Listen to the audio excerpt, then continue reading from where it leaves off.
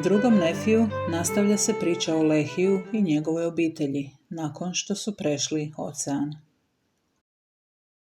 Knjiga počinje Lehijevim podučavanjem njegove djece. Podsjetio je Lamana i Lemuela na njihovo buntovništvo i ohrabrio ih da postanu bolji.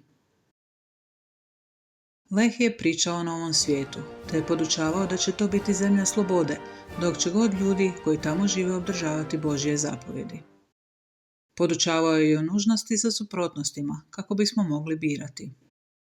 Eci, peci, pec, ti si mali zec. Rekao je kako ćemo biti zavedeni različitim mogućnostima, te da ćemo imati slobodu izbora. Lehi je podučavao da nas Sotona iskušava kako bi nas odveo sa Gospodnjeg puta, jer želi da i mi, poput njega, budemo nesretni. Đavao je u početku bio anđeo na nebu, ali od tamo je izbačen jer je htio čovjeku oduzeti slobodnu volju. Sotona je postao zmija koja je Adama i Evu iskušavala da jedu plod sa stabla spoznaje dobra i zla. Eva, a potom i Adam. Kušali su plod kako bi svi mi mogli živjeti i kako bi imali priliku dostići vječno blaženstvo. Jedući od ploda stekli su znanje sa kojim su bili spremni za sljedeći korak, pa tako nisu mogli ostati u Edenskom vrtu. Lehi je prorokovao da će Joseph Smith prevesti Mormonovu knjigu, koja će potom pomoći u poražavanju lažnih nauka i uspostavi mira. U posljednjim će danima Mormonova knjiga ljude približiti poznavanju Boga i saveza s njim. Mormonova knjiga pomaže u sabiranju Izraela. Kada je Lehi umro, Bog je upozorio Nefija da se udalji od Lamana i Lemuela. Tako su Nefi i oni koji su ga odlučili slijediti otišli. Nakon što su mnoge dane putovali, našli su novu zemlju na kojoj su izgradili brojne građevine, te su živjeli u blagostanju.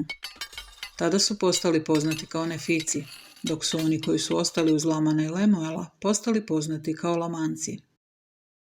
Nefici su izgradili hram po uzoru na Solomonov hram u Jeruzalemu.